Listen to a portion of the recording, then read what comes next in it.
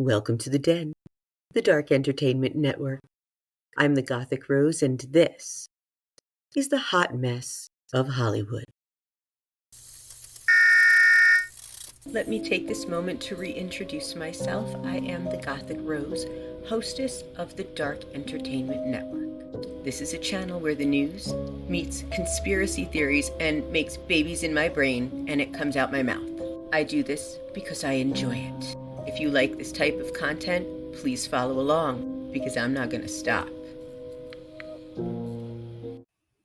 It's about to get real here in the Den, so trigger warning, I am talking about my dissatisfaction with Blake Lively, Ryan Reynolds, and Saturday Night Live's 50th anniversary. As you may have known, I recently had an interview with Kirsty Flaw of Flawsome Talk, where I spoke about the clear distinction between domestic violence and abuse and sexual harassment. I said I was there to draw the line in the sand between the two, and there is a huge line between the two. They are oceans apart. One is what, first of all, constitutes harassment is it needs to be ongoing multiple times in order for you to call harassment, whether you're going to HR at your job or the police or anywhere else. There has to be multiple instances. And even now, because of just the way things are online, what constitutes as harassment has to go further than just words. It has to be photographic evidence to be able to even be considered to lose your job or just get a restraining order. So many things have to be in place. Now, with that said, take that and multiply that by so many greater obstacles when women are in violently dangerous situations. Just this morning, I reposted 2 TikToks, and it was women asking for us to watch the video for 60 seconds so that they could escape with their babies and get away from him. And they all used the word escape because that is what you are doing. You are escaping. When you're harassed, unless it turns into stalking, which in my opinion is another form of abuse because you are terrorized and in fear for your life, usually someone harassing you will just go away because you're not worth their time once you fight back. But if the harasser tends to be on the abusive side and wants control of you, then we're getting into dangerous waters. With that being said, it's still in the beginning with harassment, hurt feelings versus violence, hurt body, bruises, broken bones. Just take into account the video we saw of Diddy and the way he so openly in the hallway of a hotel beat Cassie until her body just went limp because she knew that was the only way for it to stop. Her fighting back was going to make it worse. And with harassment, if it's in the workplace or school or a place where it's more public, you get to go home. You're safe home. Your walls are safe, your doors are locked. Again, unless it's a stalking situation, you can disconnect from the harassment, especially once you've spoken out about it. But in terms of domestic violence, there is no safe space in the home. Every space in the home can cause terror. It's like the abuser comes home and just starts lighting little fires everywhere, one after another, and you are running around like a chicken without a head trying to put out these fires. And you're going to get burned and you're going to get hurt in the process. And this goes on for hours and hours. These arguments with abusive partners, these horrible physical arguments where you're afraid for your life can go on until the wee hours of the morning. Sleep deprivation, food deprivation, deprivation from your friends and family because they have become the controlling person in your life to make you look crazy. They will gaslight everyone around you to make you look crazy. So, a comment I got on Kirsty's channel was that someone accused me of playing Abuse Olympics, and I have no idea what that means. They said that I completely discounted sexual harassment, which was the whole purpose of my being there, was to talk about the fact that domestic violence is more serious than sexual harassment. So I got very upset with this person because I don't even know what Abuse Olympics means. Who gets the gold medal? The one who gets out alive or the one who doesn't? Statements like that make me think you're a Blake Lively plant and you're trying to somehow smear what I have said to open the floodgates to help other women who have been abused, and men as well, come forward and speak about it as openly as other people speak out about harassment. And this is where Hollywood gone Hollywood. Okay. So I've just got to get myself together here for this one because I made a joke yesterday and you can see it in my shorts. I said, oh, they're still on the it list.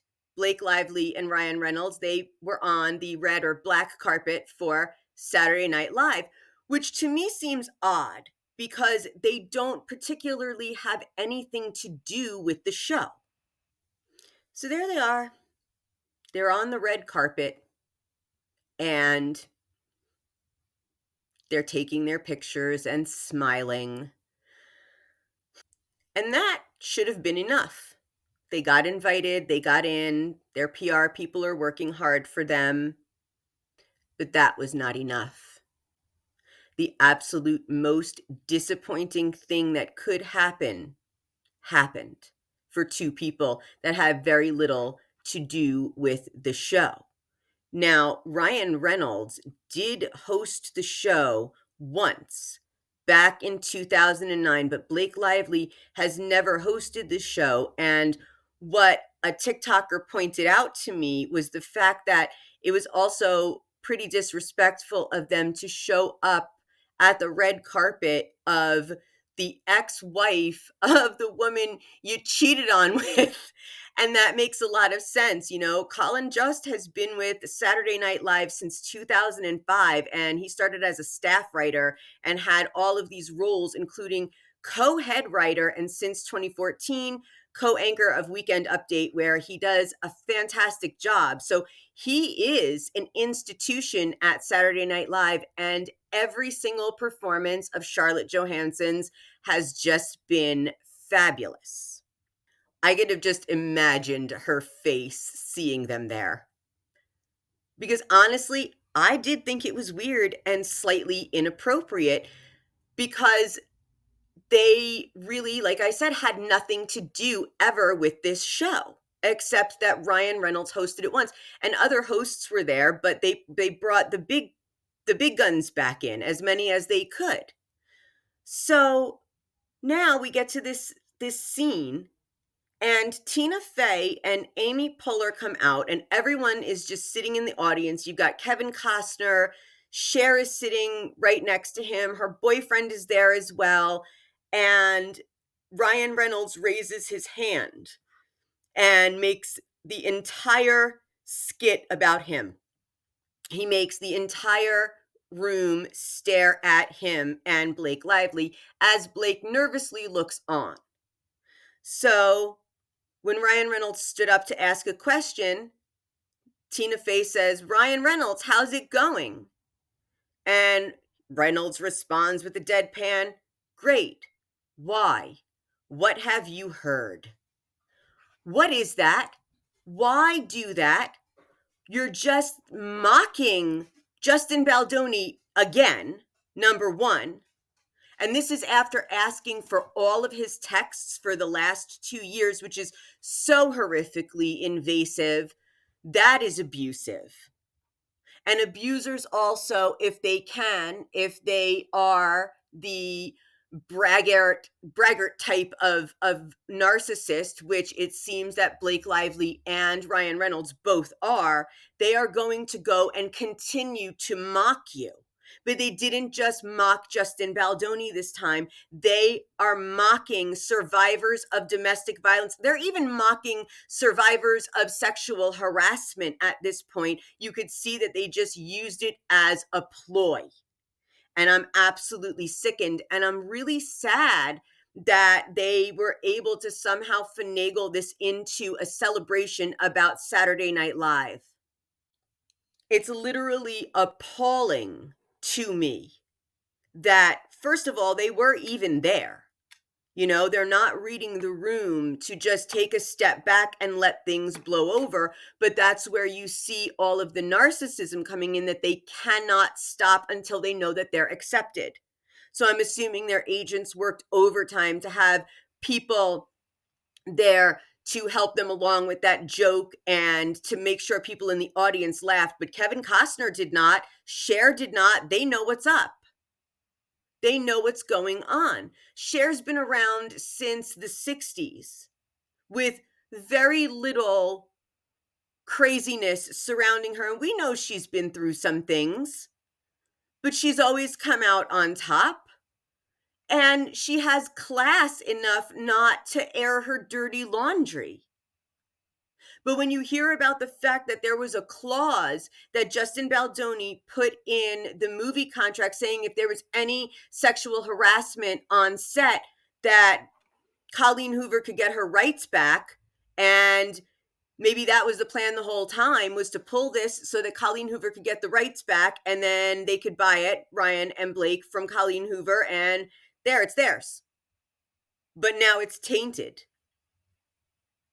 And it's very triggering and it's very insulting to so many, and it is more women than men. It's with domestic violence, it's 1 in 4 women and 1 in 5 men that experience this kind of terror and abuse going home. And with that, you've got Ryan Reynolds making another joke, another very inappropriate joke about what's going on, because to them, this is just how to turn negative publicity into positive publicity. And truly, I am here to be the voice for everyone who still can't speak for themselves, because I could not speak for myself when I was going through my ordeal. So never in any way will I back down from my statement that sexual harassment and domestic violence are in the same category, because they are not. And if you would like to truly support a fully 100% charitable donation to Peace Over Pieces, this is an anthology book by survivors of abuse. My story is in here. I will link everything in the comments. It is $18 for the book, and 100% of the proceeds goes to peaceoverpieces.org to help women and men and children get out of dangerous, life-threatening situations. So with that, I do thank you all for joining me in the den. And if you enjoyed this type of content, please follow along. And if you are in danger, please reach out to someone that you know that is safe. And if you don't have someone that's safe, email me at welcometothedenpodcast@gmail.com, and I will do my best to help you. Thank you for joining me in the den.